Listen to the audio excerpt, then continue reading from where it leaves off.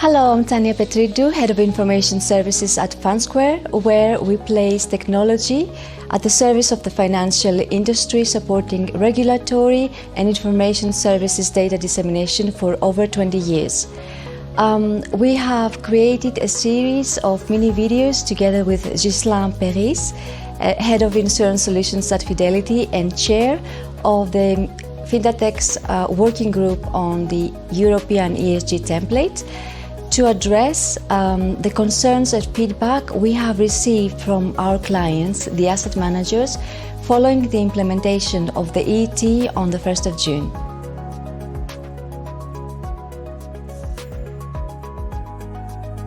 Hello, I'm Tanya Petridou, Head of Information Services at Fundsquare, and I'm here with Ghislain Perisse, Head of Insurance Solutions at Fidelity and Chair of the FinDatEx working group on the EET, which is the European ESG template. Welcome, Ghislain. Thank you, Tanya.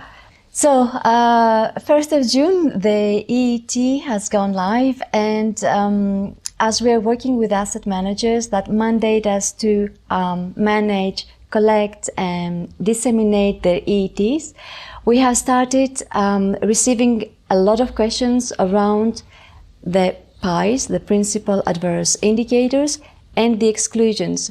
So they don't understand what it is expected to be populated there. It seems to be the most complicated part of the EET template. It's quite a big one with the 64 metrics. So if you could provide your input on that, that would be great. Alors, first of all, we need to thank the regulator to create the PIE. It's not an invention of the working group. Indeed, in the concept of the regulator, the idea was to gather all indicators that in practice we need to track to make our life better. Mm-hmm. We have the classic one, so the carbon emission, the GHG emission with the scope 1, 2, 3. Mm-hmm. People might be familiar. So scope 1 is the direct carbon production. Scope 2 is with the supplier. The scope 3 is with the usage of the product created by the corporate, and so on and so on. We have social aspect like gender equality, pay gap, etc., etc. We have some indicators linked to government, to real estate. And among the PIEs, there are two families. There is the mandatory one and the additional. So I will say to everybody, just forget the additional, as it's already difficult to do the mandatory. And there was kind of a consensus already for ID and MiFID to look only at the mandatory. And in the mandatory part, the first idea is for the manufacturer to say if they consider is a word there is in the regulation, if they consider in the investment strategy the different principal adverse indicator. What does it mean by consider? That's always an interpretation of the regulation. It means that the portfolio manager or the ESG rating methodology, the climate rating methodology and so on of the regulator take in account. If I take the climate rating methodology of Fidelity, we take in account the GHG, the carbon emission, the water, waste. So obviously, we take them in consideration, so we can say, yes, we take that in our investment process. Then one, we don't take today for all the products, that biodiversity. We do only in a biodiversity fund, but biodiversity is very difficult. When you look at the definition of the regulation, you need, for example, to check, one of the additional is very strange, is there is a list of 1,001 threatened species, and you need to check if all the buildings of each corporate are threatening all of that. So just imagine, the corporate, they don't know, or as an asset manager, we can know. And just imagine after, obviously, an insurer and a distributor. So, that's why today the idea has been, do we consider? Considering means we have a specific look, but there is no quantification, no qualification. We decided to take a view that it must be taken in account. The regulation would like to know if it's qualitative and quantitative, but in the working group, we estimate that there is nothing today to drive that. There are some where it's simple to identify. Gender diversity at board level, it's easy. You get the figures.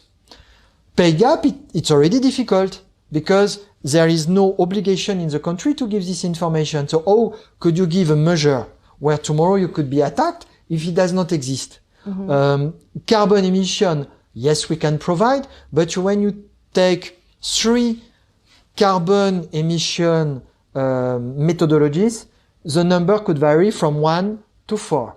So we say, let's be qualitative, and all insurer distributors say, okay, if we know yes, no for each, it's a house.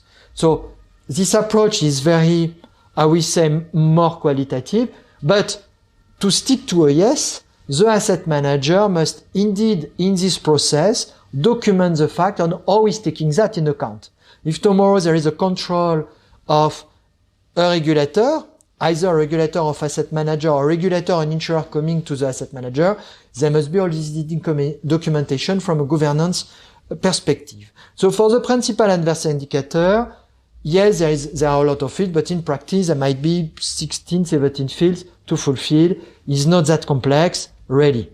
It's only up to the portfolio manager to think if they look at that. Regarding exclusions, the regulation itself does not state that it must be published. But when you look at the example of pre-contractual document or periodic that has been published by the regulator, all of them include exclusion. You see in the text they are given as example, oh, this product exclude coal, exclude nuclear, exclude tobacco. So in practice, there is a notion integrated here that exclusion is something to be in the regulation.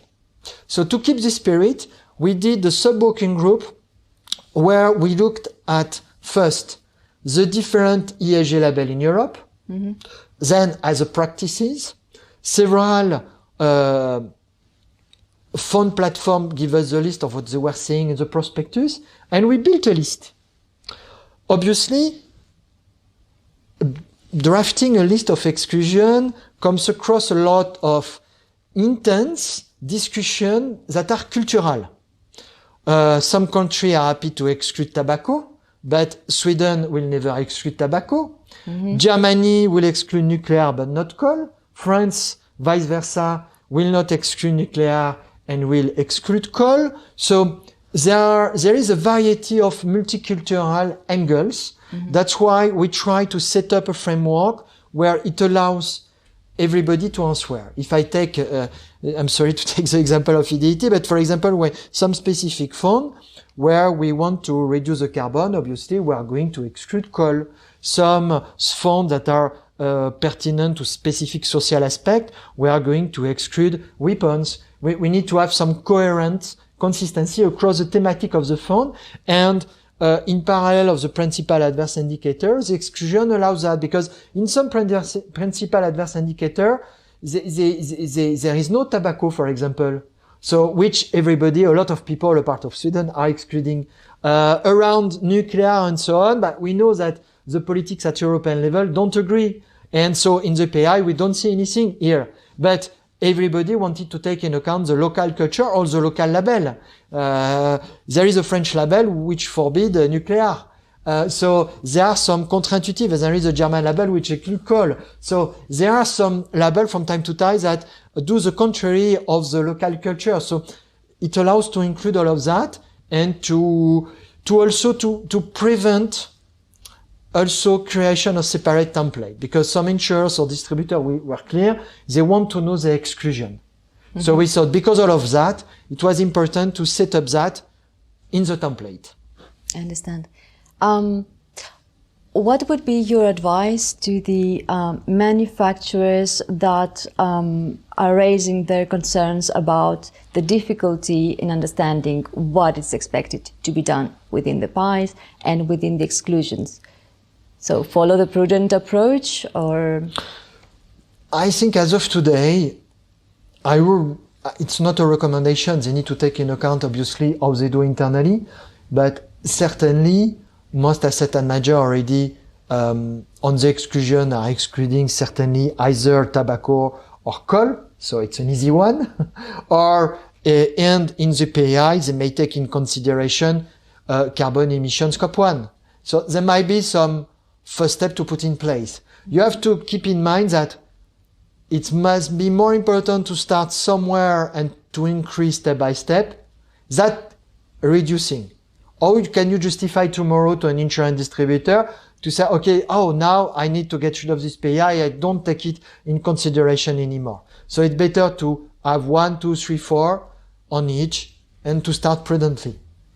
But if you don't put any PI, or if you don't put any exclusion, it will look strange for an insurance distributor. They will say there is something that does not work.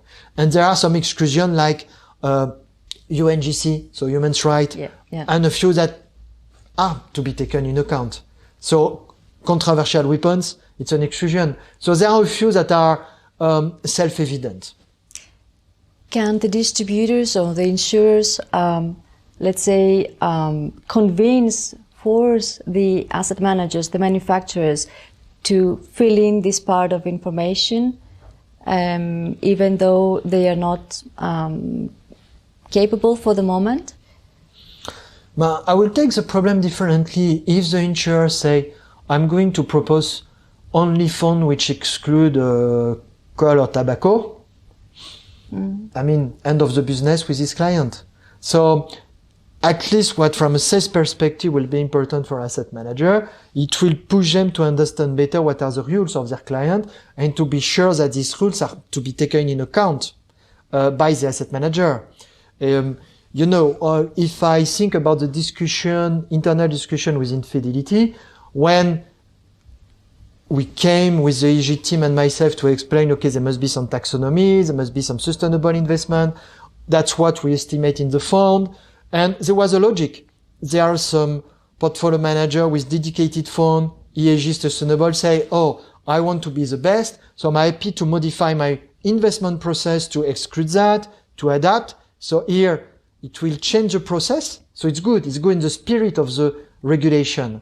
Some other will have an emerging market fund, obviously, where the information is a real burden, is more difficult to raise. Here, the topic is different, and here we will be more, on emerging markets, it will be more the governance aspect, You're on the E and the S, the information is more difficult to find, but on the G, for example, corruption and so on, you could do something. So whatever the market, you can do something, it will be different. And the insurer and distributor have the power to make the asset manager and so the investment process change. That's the spirit of the regulation. Because at the end, the idea of the politic has been clear. It must be the end client who put his view, make his choice, and this choice will make the insurer changing, which will make the asset manager changing, and will make the financing of the economy changing. That's the logic. And the EET is only an element in the value chain to make the change happening, is an element of this circulation. This is very helpful, and I'm sure it will give very much clarity to the asset managers that have raised their concerns around the PIs and the exclusions. Thank you so much.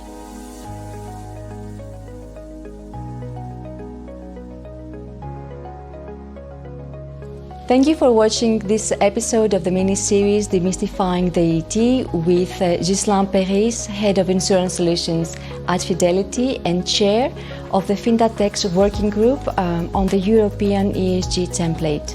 For more, stay tuned on our YouTube channel and LinkedIn.